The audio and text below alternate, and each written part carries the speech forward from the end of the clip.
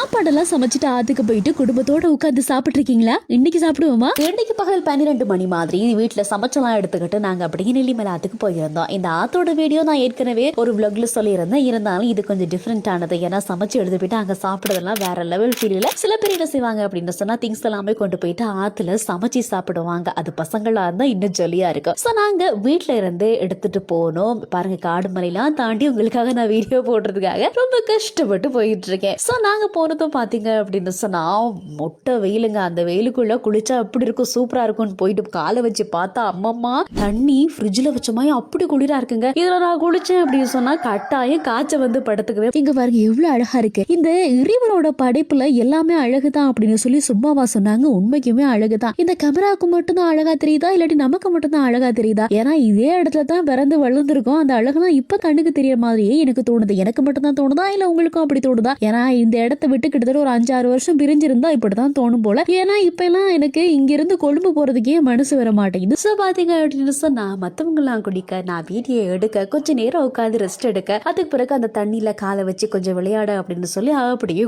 பொழுது போயிருச்சு. சரி, அதுக்கு அடுத்து என்ன, இந்த 7 கன்னிமார் இந்த கிடங்குல இருக்காங்க அப்படின்னு சொல்லி சொல்லுவாங்க. சோ அந்த கிடங்கு தான் இது. இது அந்த காலம், அதாவது தாத்தா பாட்டி காலத்துக்கு முதல்ல இருந்தே இந்த கிடங்குல வந்து 7 கன்னிமார் இருக்காங்க. அதனால இத வந்து கன்னியம்மா கிடங்கு அப்படின்னு சொல்லி சொல்லுவாங்க. சோ அடுத்து என்ன வேணும், நமக்கு சோறு தான் இடம். ஏன்னா சோறு போடுற இடம் தானே சொர்க்கம். எல்லாரும் குளிச்சதுக்கு பிறகு வாழை இலைய போட்டு எல்லாருமே வரிசையா உட்கார்ந்து அங்க ஒரு சோறு பிரியாணின்னு சொன்னாங்க. ஆனா சிக்கனையே காணா. அந்த சிக்கனையும் 2 துண்டத்தை தேடி சாப்பிட்டு அதுக்கு பிறகு ஆத்துக்கு டாடா பாய் பாய் சொல்லிட்டு எல்லா சாமானையும் எடுத்துக்கிட்டு ஏறணும். வந்தது ரொம்ப ஈஸியா இருந்துச்சு, ஆனா ஏறது கொஞ்சம் கஷ்டமா இருக்கே. இந்த மாதிரி ஒரு ஆறு உங்க ஊர்ல இருந்துச்சு அப்படின்னு சொன்னா அந்த ஆத்தோட நேம கமெண்ட் பண்ணுங்க. நீங்களும் இந்த மாதிரி எல்லாம் சமைச்சு சாப்பிட்டு இருக்கீங்க அப்படின்னு சொன்னா சொல்லுங்க.